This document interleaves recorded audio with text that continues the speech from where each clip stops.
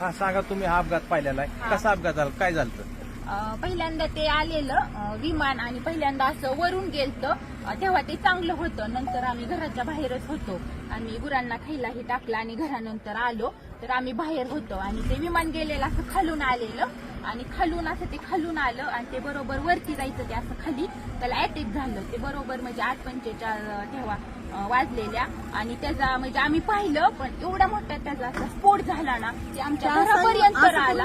असं ते फिरलं आणि खालीच क्रॅक झालं, ते धावपट्टीवर गेलंच नाही, तसं असं जाग्यावर त्याचा स्फोट झाला. आम्ही एवढं घाबरलो, तरी पण म्हणजे ते आले वरून पोलीस ही, मग आम्ही गेलो. 15 मिनिटं थांबले, मग आम्ही घरून तरी पण आम्ही पाणी आणलं, बांधलेली पाणी घेऊन आलो, त्यांच्यापाशी पाणी दिलं, भिजवलं आणि ती बॉडी अशी साईडला पडलेली आणि त्यांचं मुंडकं ही पूर्ण म्हणजे साईडला होतं ना, अशी निम्मी बॉडी होती, ती आम्ही पूर्णपणे पाहिलेली बॉडी. आणि नंतर ते म्हणले कापड वगैरे, मग आम्ही ब्लँकेट ही सगळं मुदायला दिली आणि तसं झाल्यानंतर 15-20 मिनिटांनी मग ती गाडी आली आणि ती बॉडी अशी गुंडवून नेली. वाईट झालं, ते बघितल्याला आम्ही खूप घाबरलो. तुम्ही काय बघितलं सांगा? तेच बघितलं, ते येऊन खाली कोसळलं.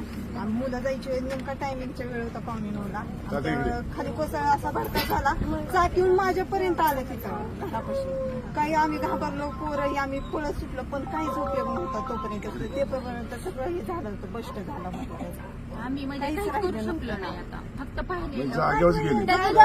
काहीच राहिलं इथपर्यंत त्याचा